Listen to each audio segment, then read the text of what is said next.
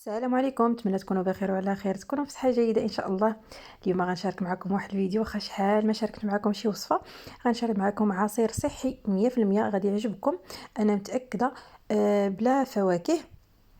خليكم مع الفيديو. غادي نشارك معكم كذلك بيتزا كطيب غير في المقله، سهله وسريعه التحضير. اول حاجه غنحضروا العصير ديالنا. عندي هنا جوج مكونات، عندي القرعه حمراء وعندي هنا خيزو. غادي نغسلوهم مزيان ونقيوهم. ديك القرعه حمراء غادي نحيد لها ديك الزريعه ديالها، وغادي نقطعها مربعات كيف كتشوفوا. ديروا الكميه اللي بغيتو. انا هاد الكميه اللي درت خرجت لي 2 لتر د العصير. كتخرج كميه كبيره وكيجي زوين. انا المهم عجبني في المذاق وصحي في نفس الوقت. كتاكلوا يعني شي حاجه عارفين شنو درتو فيها، وصحيه كيف قلنا. في نفس الوقت تقدروا تاكلوها لوليداتكم بلا ما يعرفوا شنو فيها. غادي ندير في واحد الكاسرونه داك القرعه الحمراء اولا اليقطين، كل واحد شنو كيقول لها. وغادي نقطع هنا خيزو. كديروا الكميه اللي بغيتو، يعني ماشي شي حاجه اللي محدده. غادي ندير شويه د الماء اللي غادي يطيب فيه ديك خيزو، وغادي ندير عاود شويه د الماء في ديك القرعه اللي غادي طيب فيها. القرعه كيف كتعرفوا كطيب دغيا ماشي بحال الخيزو. غادي ندير لها شويه. المهم غادي ندير الماء اللي غادي يكفيني باش نطحن بهم العصير. صافي غادي نديرهم يتسلقوا شويه، وغادي ندوز هنا باش نحضر معاكم العجينه ديال البيتزا. خليو ديك القرعه وداك خيزو يتسلق، وندوزو هنا نحضروا العجينه. بالنسبه للعجينه غادي ندير كاس عامر ديال الماء يكون دافي، كاس عامر ديال الحليب. بنفس الكاس غادي نعبر المكونات كاملين. غادي ندير هنا معلقه كبيره تكون عامره مزيان بالخميره د الخبز. الا عندكم هذه الحبيبات عملوها، الا عندكم اخرى معجونه ديروا هذيك. غادي ندير هنايا معلقه كبيره ونص ديال السكر. هذا هو السر ديال الاسرار ديال عجينه البيتزا، باش ما كتبقى في الفران كتيبس وما كتجيش وما كطيبش. غادي ندير كاس ديال الفينو اولا السميد، ديروا اللي بغيتو. كنطحنهم مزيان، ديروا في مولينيكس ولا هذا. الصراحه كيعجبني نطحن هذا، واخا كيكون عندي العصير غير كميه قليله كنطحن في هذا. صافي غادي نخلطهم مزيان وغادي نديرهم في العجانه يتعجنوا. نتوما اللي ما عندوش العجانه يعجن بيدو، انا ماشي ضروري. غادي ندير 4 المعالق الزيت. بغيتو ديروا زيت بلديه، بغيتو ديروا زيت روميه، اللي اخترتو. غادي ندير معلقه كبيره ديال الزعتر ومعلقه صغيره ديال الملح. عندي هنايا الطحين الابيض اولا ديروا الطحين اللي بغيتو، يعني فيه الزرع ولا شي، المهم اي حاجه بغيتوها. غادي ندير 2 كيسان وغادي نعجن ونشوف واش غادي نحتاج الطحين من بعد ولا لا. غادي نخلطها، غادي يجيني شويه الخليط خفيف. من بعد غادي نزيد لها هنا غادي ندير لها نص الكاس، ومن بعد غادي نزيد لها نص اخر. المهم حتى دات لي 3 الكيسان. يعني الكاس اللي غادي نعبروا به الماء وغنعبروا به الفينو ونعبروا به الحليب والطحين نفس الكاس. تقدروا تعبروا حتى بالطاسه الا بغيتوا تخرجوا كميه كبيره. انا هاد الكميه خرجت لي 4 ديال البيتزات صغيورين. ولكن لو كدرتهم رقاق غادي يخرجوا لي 5، حيت انا درتهم شويه غلاطين مع كنت مزروبه. درتهم جاوني شويه غلاطين، ولكن قوه يعني العجينه ديالها رطبه، واخا يعني غليطه شويه جات مزيونه. هنا غادي نجمع ديك الخليط في الوسط. كيف كتشوفوا العجينه كتلصق، راه ماشي مشكل. كدهنوها شويه بالزيت وكتخليوها باش كتخمر. العجينه بيتزا باش كتجي لنا مزيانه، راه شحال ما كتكون خفيفه شحال ما كتجي احسن من الا كانت يعني ما كتلصقناش في يدانا. غادي نغطيها ونخليها كتختمر وندوز باش نوجد الحشوه. بالنسبه للحشوه غادي ديروا ديك الشيء اختياري. انا غير وريت لكم بعض اللقطات. عندي هنايا شويه ديال الكفته ديال الدجاج، واحد الصدر ديال الدجاجه نقيتو طحنتو في الهاشوار، يعني طحنتو في الدار. درت له ملحه وسكينجبير. صافي غادي نشحروا مع بعضياتهم ونخليهم بلا ما نكثروا البلعه ديال العطريه وكنتلفوا المذاق د الحاجه. غادي نديروا هنايا 2 فلفلات، 3 ديال البصلات، وغادي نشحرهم مع بعضياتهم. بالنسبه للفلفل والبصله غادي نخليهم حتى كيتشحروا. عاد غادي ندير شويه د الملحه وشويه السكينجبير. تقدروا ديروا الابزار الناس اللي كياكلوا الابزار. انا كيف كنقول لكم دائما الابزار ما عنديش في الدار نهائيا، ما كناكلوش وما يعني ما كنجيبوش للدار.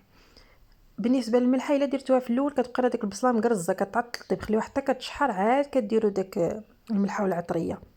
ندوز هنا باش نطحن العصير. جبت مولينيكس غادي ندير فيه داك القرعه بعد ما بردات حتى تبرد ضروري. انا واخا الكاس دجاج صراحه ما كنغامرش فيه. كيف كتشوفوا هنا راه كتشحر باقي ما درتلهاش الملحه. غير وريت لكم يعني اللقطات وصافي. صافي كيف قلت لكم خليوها حتى تبرد. بغيتو ديروها يعني كتعرفوا الكاس ديالكم د العصير. انا ما كنغامرش صراحه بهذا الكاس، ما عرفتش علاش. واخا الزيت ما كنخاف ندير فيه شي حاجه سخونه يطرطق. كنديرهم كيطحنوا مزيان. كيجي المذاق ديالو زوين بزاف. من بعد غادي نضيف له واحد المكون هو اللي غادي يعطيه المذاق اللي ما غيخليش فيه ديك المذاق ديال الخيزو والقرعه. درت له هنا شويه ديال الفاني، وغادي ندير له هاد الدانون ديال المونغ واقيلا، ديال المونغ ولا ديرو ديال المشماش. المهم شي حاجه اللي كتواتي خيزو والقرعه. هنا جاني ثقيل شويه داك العصير، غادي ندير له واحد نص كاس ديال الماء بارد باش نطحنو. المهم القوام ديال العصير كديروا اللي بغيتو، يعني بغيتو يكون ثقيل بغيتو يكون خفيف ماشي مشكل، داكشي على حساب الاختيار ديالكم. صافي غادي نطحنو مزيان ونديروه في هذا الكاس ونديروه في الثلاجه. صراحه كيجي صحي وزوين بزاف، انا عجبني بزاف. وكيف كنقول لكم صحي، كيجي احسن من هذاك ديال الزنقه، وكيخرج لنا كميه كبيره تبارك الله. هاد الغراف راه كيوزن وقيله يطرو شي حاجه، وهاد جوج الكيسان حتى هما عمرتهم، يعني المهم جوج وقيله جوج يطرو ولا جوج يطرو قل شي كاس. صافي غنخليهم في الثلاجه. هنايا غادي ندوز داك العجينه بعد ما خمرات كيف كتشوفوا ضعف الحجم ديالها. غادي نحاول نحيدها، ننزلها على ديك على سطح المطبخ اولا ديك السيلبات وقيله ولا ما عرف. المهم داك السيليكونه غادي نحط عليها. هاد السيليكونه صراحه زوينه، التقراص ديال الرغايف العجينه ما كيلصقش فيها العجين نهائيا، وكتهنى من ديك الحفاري ديال الزليج. المهم غادي نخرج منها الهواء وغادي نقسمها على 4. كيف قلت لكم راه العجينه باقا هكاك خفيفه، غادي نقسمها على 4. كيف قلت لكم بالنسبه للعجينه الا كتعجبكم بيتزا رقيقه تقدروا تخرجوا حتى ل6 ديال البيتزات اولا 5، تقدروا تخرجوا جوج كبارين يعني احسن من هاد الصغيورين. وبالنسبه للناس اللي كتعجبهم يعني عجينه بيتزا عاديه متوسط تقدروا ديروا غير 4. المهم يعني اختيار كيبقى لكم عجينه سهله وكتخرج كميه كبيره. الا درتوهم ديك صغارين ديك ميني بيتزا حتى هي غتخرج لكم كميه اكثر. هذه هي العجينه ديال البيتزا اللي معتمده عندي صراحه، كنعملها دائما، تقدر تنفعكم في رمضان ان شاء الله او لا من غير رمضان، يعني ماشي ضروري. وبالنسبه للعصير كيف قلت لكم كيجي صحي، كتحس به يعني كتاكل شي حاجه اللي نقيه ومزيانه. هنا غادي نكون درت المقله ديال المسمن تسخن، وغادي نبدا كندق داك البيتزا، كنحاول نشكلها شكل دائري كيف كتشوفوا. غادي نديرها بداك المطرح، حنا كنقولوا له المطرح، نتوما ما نعرف شنو كتقولوا له. المهم هذا ولا شي صينيه ولا اي حاجه اللي كنديروا بها الخبز في الفران، وغادي ندوزو عليها بالفرشيط اولا بهاد الاله هذه ديال البيتزا. صراحه هذه سهله ورخيصه، يعني كدير غير 15 درهم كتبقى لك دائما في الدار، يعني ماشي ما كتضيع ما والو. صافي غنديرها مباشره في المقله كيف كتشوفوا، راه كتجي ساهله ويعني ما فيهاش يعني الوقت بزاف. انت كتقرص وانت كتقابلها احسن من الفران، حيت انا كان عندي فران ديال الضو ديال الضو عكست نبقى نطيب وحده وحده. اما الفران ديال البوطه يعني تقدروا ديرهم 4 في دقه واحده. صافي كنبقى كنقلبها غير كتصهد شويه وكنجمعهم كيف كتشوفوا، راه العجينه كتجي رطبه. عفوا ملي تزولوها ديروها في شي فوطه ديال الخبز ولا شي حاجه باش ما كتنشفش، عاد عمروهم كيف كتشوفوا راه كيجيو رطب. العجينه ديالهم كتجي رطبه بزاف وخفيفه، وملي كتكون يعني ملي كتعمروها وكتاكلوها صراحه كتجي زوينه بزاف. المهم غادي ندوز هنا نعمرهم. غادي ندير هنا سوليس، صراحه ما كانش عندي مطيشه وقلت نستعمل هذه. انا كنستعمل مطيشه ديال الدار هي اللي كنديرها الصلصه ديال البيتزا، ولكن مع تبارك الله الغزاله د مطيشه نتوما كتشوفوا الثمن ديالها في وصل، كانت قضات لي وعملت غير هذه. المهم غادي ندهن داك البيتزا وغادي نرش عليها ديك الكفته ديال الدجاج. المهم انا الكميه خرجت لي 4 ديال البيتزات، يعني نتوما تقدروا تضاعفوا الكميه ولا تنقصوا على حساب شحال بكم في الدار. غادي نفرج داك الكفته ديال الدجاج كامله. بغيتو ديروا التون ديروه ماشي مشكل، بالنسبه للتون يعني ما غتشحروا والو، غادي تشحروا غير البصله والفلفل صافي. غادي نستف داك الفلفل والبصله بعد ما دبالوا حتى هما وبردوا، غادي نديرها من الفوق.